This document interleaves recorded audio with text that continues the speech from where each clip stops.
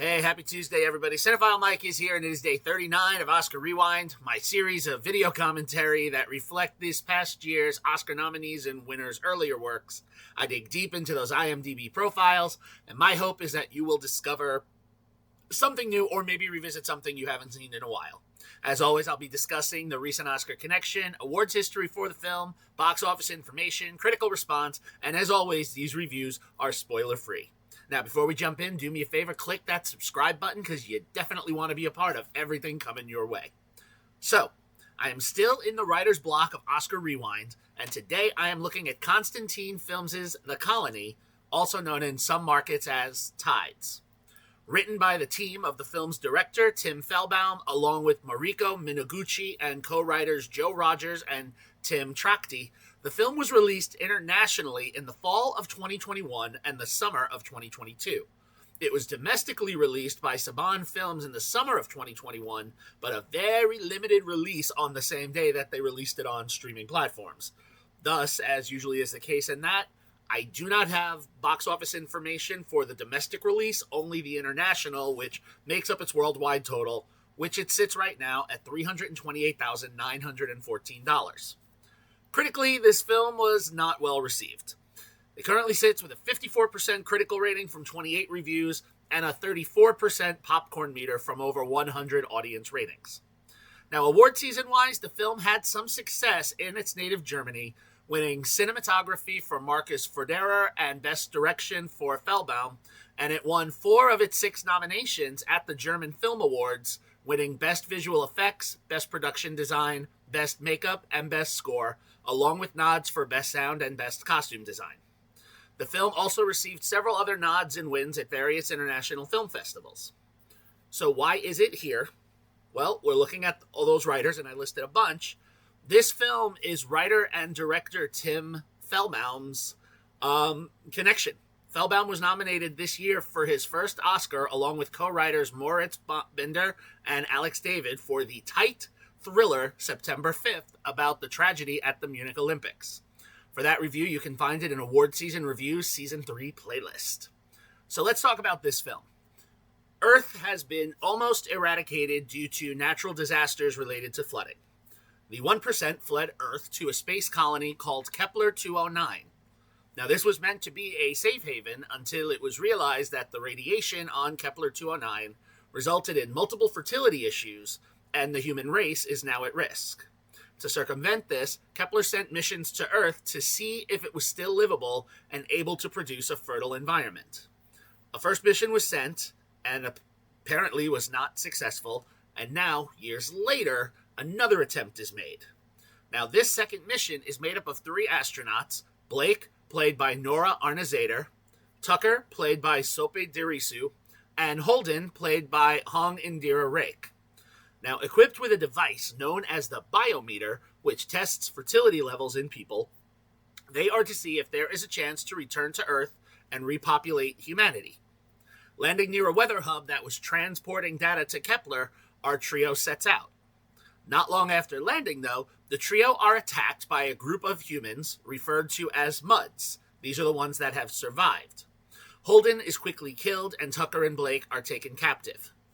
Imprisoned, Tucker is grievously injured from the attack, so he kills himself to end his suffering, but implores Blake to finish the mission.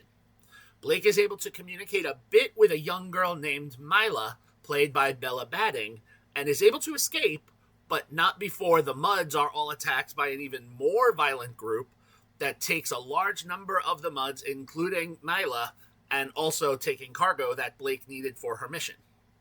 Stealing away onto the cargo ship with the captured Muds, she begins to look for the girl and her equipment. It isn't long before she meets the group's leader, Gibson, played by Iain Glen, who was a member of that first mission from Kepler to Earth, and we learn had served with Blake's father, and the secrets go deeper than that. And as Blake continues to investigate, she sees that this group is tied not just to her past, but also to her future. And not sure how to proceed, she will attempt to reckon what comes her way and, save what she can as she learns why all of this is occurring. There's a lot there, and it's an interesting concept. You know, the idea of the whole population needing to repopulate, returning home. But this film has so much backstory and exposition to get through, which really, pardon the pun, muddies the waters that the story gets sidetracked. Fehlbaum and team also introduced several other side plots to be resolved that feel a little cheated that I didn't even include in the summary. One include Mila's mother, Novik, played by Sarah Sophie Bulsanina, and her journey to save her child, which kind of pops in and out.